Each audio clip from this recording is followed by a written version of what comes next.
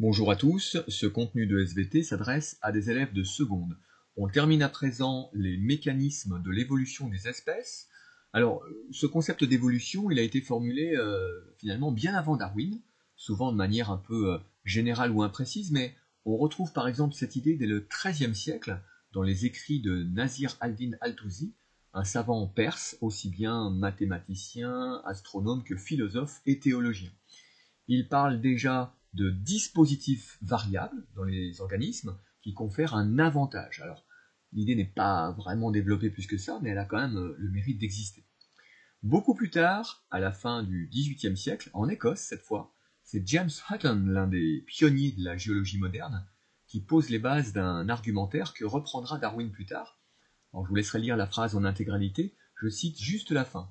Les individus qui sont le plus éloignés de la constitution la mieux adaptée sont les plus probables à périr, tandis que d'autre part, les organismes avec la constitution la mieux adaptée pour les circonstances présentes continueront à être les mieux adaptés en se préservant et en se multipliant. Il faut reprendre sa respiration, hein, la phrase est longue, mais vous voyez que l'essentiel est là quand même. Un des premiers scientifiques à vraiment proposer une théorie globale et cohérente de l'évolution, c'est lui, Jean-Baptiste de Lamarck. Il développe ça dans son ouvrage le plus célèbre, hein, La philosophie zoologique, dans lequel il expose sa vision du vivant qu'on qualifie alors de transformiste. Deux principes fondamentaux selon lui. D'une part, l'organisation des êtres vivants qui tente à se complexifier avec le temps, sous l'effet d'une dynamique interne, et d'autre part, la diversification en espèces à la suite d'une adaptation à leur milieu de vie, adaptation de leur comportement ou de leur morphologie. Je mentionne aussi brièvement Alfred Russel Wallace qui, simultanément, hein, voire antérieurement à Darwin, a publié des choses très similaires mais qui n'ont pas eu le même retentissement. Autrement dit, l'idée d'évolution, c'est pas seulement l'idée d'un unique savant révolutionnaire, c'est quelque chose qui fait son chemin, qui émerge progressivement au cours du temps et qui devient mûr, si j'ose dire, vers la moitié du XIXe siècle avec la parution de L'origine des espèces, un ouvrage dont je vous ai parlé précédemment. Alors je reviens une seconde sur cette idée d'adaptation des espèces qui est souvent alors soit mal comprise, soit le terme adaptation n'est pas interprété de la même façon par tout le monde. Prenons l'exemple de la girafe qui est très connu et il est souvent repris à droite à gauche. Les girafes, comme vous le savez, ont un long cou, ce qui est bien pratique pour brouter de la végétation en hauteur. Si on accepte la théorie de Lamarck sur l'évolution, on pourrait penser qu'avec le temps, le cou des girafes s'est progressivement allongé car leur organisme s'est adapté à la situation et donc, dans le but de se nourrir, les girafes auraient progressivement développé ce caractère. Darwin, lui, n'est pas du tout d'accord avec ça, et dans le mécanisme d'évolution qu'il propose, c'est la sélection naturelle qui opère, c'est-à-dire que, par exemple, s'il y a compétition pour accéder à la nourriture, les individus qui ont naturellement les coups les plus longs vont être favorisés pour atteindre les branches des arbres en hauteur. Ceci est donc un avantage sélectif et non une adaptation.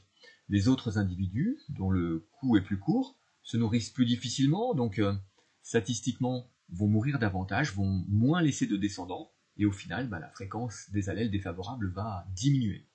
La population de girafes évolue donc selon un mécanisme de tri par l'environnement, et non par une adaptation à celui-ci. Alors, je donne ici une vision un peu simplifiée, un peu caricaturale des choses, mais retenez quand même que la théorie darwinienne, c'est celle qui tient toujours à l'heure actuelle.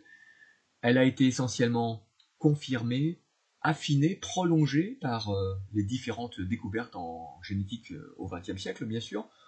On parlera d'ailleurs, dès les années 1940, de néo-darwinisme ou de théorie synthétique de l'évolution pour qualifier cette sélection naturelle de variation aléatoire du génome. Cette théorie est donc robuste, elle a répondu à de nombreuses critiques, elle a résisté à de très nombreuses attaques, ce qui en démontre la solidité. Mais tout n'est pas figé pour autant, hein. Et ça, c'est un point très important en science. Je cite ici le philosophe Karl Popper. Le critère de la scientificité d'une théorie réside dans la possibilité de l'invalider, de la réfuter ou encore de la tester. Autrement dit, il ne s'agit pas d'une croyance sans fondement, il ne s'agit pas d'un dogme immuable, mais d'un ensemble de faits susceptibles d'être testés, vérifiés de manière méthodique et rigoureuse. Et il n'est pas exclu que certains principes que nous que nous acceptons maintenant aujourd'hui en science soit secoué dans le futur grâce à l'apport de nouvelles connaissances. Alors pour l'instant, contentez-vous quand même de ce qu'on a vu en classe, c'est-à-dire d'une part le mécanisme de dérive génétique, complètement aléatoire et lié à la reproduction sexuée, et d'autre part la sélection naturelle dont on vient de parler, qui elle est un mécanisme non aléatoire, même si les mutations de l'ADN sont essentiellement imprévisibles. Voilà, tout ce que je viens de raconter va nous servir de longue introduction pour la dernière activité du chapitre. Et pour accéder à cette présentation, je vous invite à cliquer sur l'image qui normalement doit s'afficher en haut à gauche de l'écran. Et si vous ne la voyez pas encore, elle arrive bientôt, d'ici quelques jours au maximum.